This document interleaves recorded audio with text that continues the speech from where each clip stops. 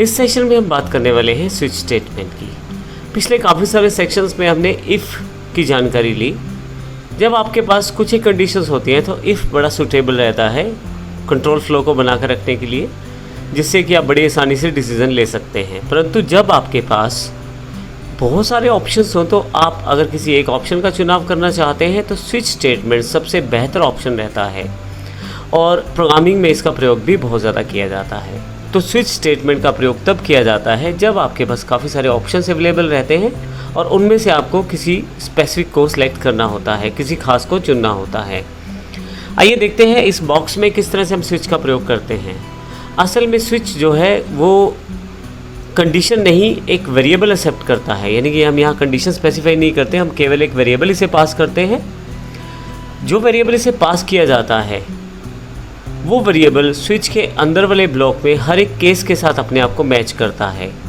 तो स्विच में बहुत सारे केसेस हमारे पास हैं, जैसे यहाँ पे हमने केवल 2 केसेस दिखाए हैं, एक रेड में दिखाया गया है और एक ब्लू में दिखाया गया है। तो वेरिएबल जब पास किया जाएगा स्विच पे तो वह सबसे पहले केस 1 से कंपेयर करेगा अपने आप को। अगर कंपैरिजन मिल जाता है तो फिर केस 1 के साथ जुड़ी हुई सभी स्टेटमेंट्स एग्जीक्यूट हो जाएंगी और फाइनली आपका स्विच यहाँ पे ख़त्म हो जाएगा, यानी कि स्विच की प्रोग्रामिंग, क्योंकि आगे नेक्स्ट इसमें ब्रेक अवेलेबल है। तो जैसे ही आपका वेरिएबल जो है इस केस से मैच करता है, स्टेटमेंट एग्जीक्यूट होगी और आपका जो प्रोग्राम फ्लो है यहाँ पे ब्रेक हो जाएगा और आपके पास स्विच से आप बाहर आ जाएंगे।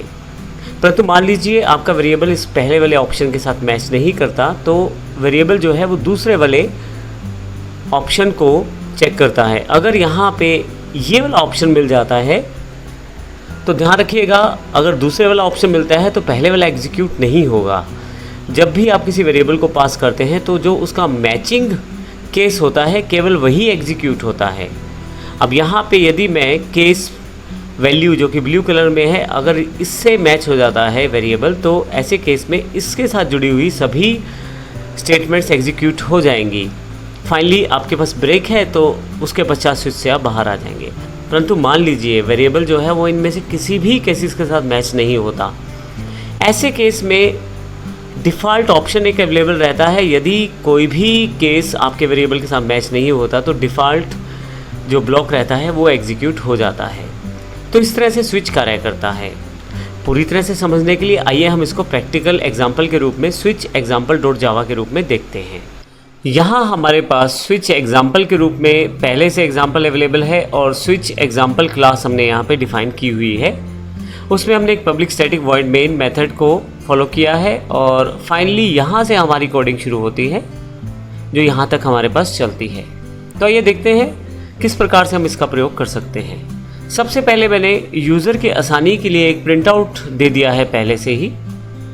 मैं चाहता हूँ यूज़र इस एग्जाम्पल को फॉलो करते हुए बड़ी आसानी से चीज़ों को पहचान पाए। तो ये जो एग्जाम्पल है एक तरह से एक छोटा सा ATM टाइप एग्जाम्पल है। जब आप ATM में जाते हैं तो आपके पास काफ़ी सारे ऑप्शन पूछे जाते हैं कि आप विड्रॉल करना चाहते हैं मनी, या आप डिपॉजिट करना चाहते हैं, मिनी स्टेटमेंट चाहते हैं या बैलेंस। कुछ इस तरह से हमने यहाँ पे इस एग्जाम्पल को भी तैयार किया है।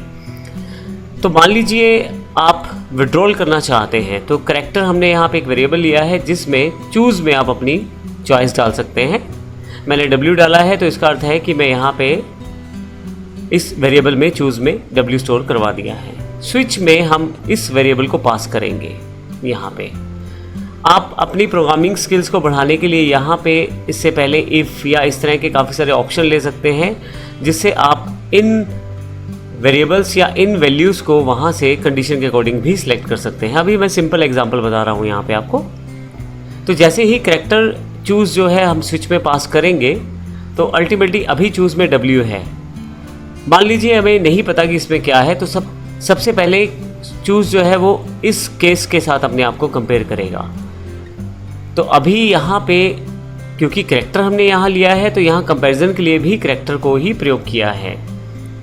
तो जैसे अगर ये मैच हो जाता है ऑप्शन तो उस केस में यहाँ पे ये वाला स्टेटमेंट एग्जीक्यूट हो जाएगा और फाइनली आपके पास यहाँ पे ब्रेक हो जाएगा स्विच। उसके बाद आप स्विच के ब्लॉक से बाहर आ जाएंगे और उसके बाद आपके पास कुछ भी एग्जीक्यूट करने के लिए नहीं होगा। मैं थोड़ा सा इसमें एक लाइन टाइप कर देता हूँ ताकि और आसान हो जाए समझना। मैंने यहाँ एक लाइन टाइप कर दी है, you are now out of switch. तो यानी कि आप जब स्विच से बाहर आएंगे तो आपको पता लग जाएगा आप स्विच से बाहर आ गए हैं। मान लीजिए पहला केस मैच नहीं करता तो दूसरे केस से चूज़ को कंपेयर किया जाएगा और यहाँ पे जो स्टेटमेंट्स हैं उन्हें प्रिंट करवाया जाएगा। मान लीजिए ये भी केस मैच नहीं करता हो तो तीसरा, चौथा, इस तरह से काफ़ी सारे केसेस आप डिफाइन कर सकते हैं। और अगर मान लीजिए आप इनमें से किसी भी केस से आपका चॉइस जो है मैच नहीं करता तो फिर डिफ़ॉल्ट ऑप्शन एग्जीक्यूट होगा, जो कि आपको मोस्टली ये बताएगा कि आपकी ऊपर वाली चॉइसेस में किसी से भी आप मैच नहीं कर पा रहे हैं। तो आइए अब शुरू करते हैं। हमने यहाँ W दिया है, अब हमें पता है कि ये पहले केस में जाकर एग्जीक्यूट हो जाएगा। तो मैं इसे यहाँ कंपाइल करके देख लेता हूँ। देखिए, सबसे पहले मैं यूज़र के लिए जो लाइन दिखाना चाहता था वो अवेलेबल है कि वो यूज़र क्या करना चाहता है। अब अगर आपने W डाला है तो यहाँ पे उसके according you can withdraw amount, और फाइनली उसके बाद सीधा आप एग्जिट कर गए हैं क्योंकि ब्रेक आपके पास अवेलेबल था यहाँ पे। तो you are now out of switch, तो इस कारण से आप स्विच के ब्रैकेट से बाहर आ गए हैं। मैं यहाँ पे चॉइस चेंज कर लेता हूँ, इसकी जगह मैं M कर देता हूँ, यानी कि मिनी स्टेटमेंट। मैं यहाँ एग्जीक्यूट करता हूँ इसको और ओके कर देता हूँ। तो अब देखेंगे आप, you can get mini statement, you can check balance on screen, ये दो ऑप्शन दिखाए गए हैं। ऐसा क्यों हुआ है? और फाइनली फिर आउट ऑफ स्विच क्या है। अब देखिए, मैंने इस एग्जाम्पल में थोड़ा सा फेरबदल किया है समझाने के लिए। यहाँ पे आपके पास you can get mini statement वाला ऑप्शन आना चाहिए था क्योंकि आपने M डाला था। M अगर यहाँ आया है तो उसे एग्जीक्यूट हो जाना चाहिए।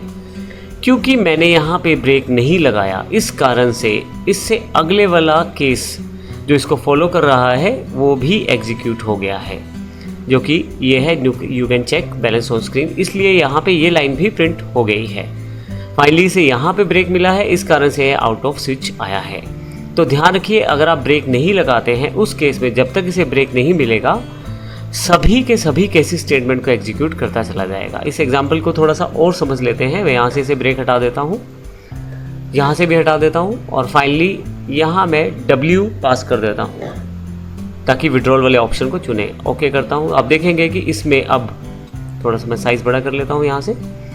You can withdraw amount, deposit, mini statement, check balance, सभी ऑप्शन इसने एग्जीक्यूट कर दिए क्योंकि यहाँ पे उसे एग्जिट पॉइंट नहीं मिला, क्योंकि ब्रेक नहीं मिला। तो ऐसी चीज़ का ध्यान रखिएगा, जब भी आप प्रयोग करें स्विच को तो ब्रेक का ज़रूर ध्यान दें, कहाँ पे आप उसे एग्जीक्यूशन को चाहते हैं या कहाँ नहीं चाहते। मैं यहाँ भी Ctrl Z कर देता हूँ ताकि सभी ब्रेक्स को वापस ले आऊँ यहाँ पे मैं। और फाइनली इस प्रोग्राम को प्रॉपर करने के लिए मैं यहाँ इसे कॉपी करके इस मिनी स्टेटमेंट के साथ में इसे ब्रेक को पेस्ट कर देता हूँ। अब की बार जब आप M डालेंगे मिनी स्टेटमेंट के लिए और एग्जीक्यूट करेंगे तो आपके पास केवल मिनी स्टेटमेंट का ही मैसेज आएगा। तो इस तरह से आप स्विच का प्रयोग करते समय इन चीज़ों का ध्यान आप रख सकते हैं। इसके अतिरिक्त हमारे पास यहाँ पे एक से अगर अधिक स्टेटमेंट है आपके पास तो उसके लिए आपको एक ब्लॉक बनाना पड़ेगा जिसमें आप काफ़ी सारे स्टेटमेंट्स को इकट्ठे सेट कर सकते हैं। मैंने जैसे यहाँ पे एक ब्लॉक क्रिएट कर दिया है। अब यहाँ पे मैं एक से ज़्यादा स्टेटमेंट्स को इस्तेमाल कर सकता हूँ। जैसे एग्जांपल मैं क्रिएट कर लेता हूँ। मैंने यहाँ कुछ लाइंस को ऐड कर लिया है, लेकिन ध्यान दीजिएगा मैंने ब्लॉक क्रिएट किया है। अब जब मैं यहाँ पे W ऑप्शन सेलेक्ट करूँगा तो मेरे पास ये सभी के सभी स्टेटमेंट एग्जीक्यूट हो जाएंगी। मैं यहाँ पे लॉक पे ओके कर देता हूँ। तो अब देखिए, जब आपने W सेलेक्ट किया है तो you can withdraw amount, your balance amount is something, thanks for withdrawing your money, you are now out of switch. तो इस तरह से आप ब्लॉक का इस्तेमाल भी कर सकते हैं यदि आप काफ़ी सारे स्टेटमेंट को उस पर्टिकुलर केस के साथ एग्जीक्यूट करना चाहते हैं। इस सेक्शन में हमने स्विच के बेसिक्स के बारे में जाना है। अगले सेक्शंस में हम देखेंगे कि किस प्रकार स्विच के साथ कैरेक्टर के अलावा आप नंबर्स और अब जावा 8 में स्ट्रिंग्स का प्रयोग भी कर सकते हैं। धन्यवाद।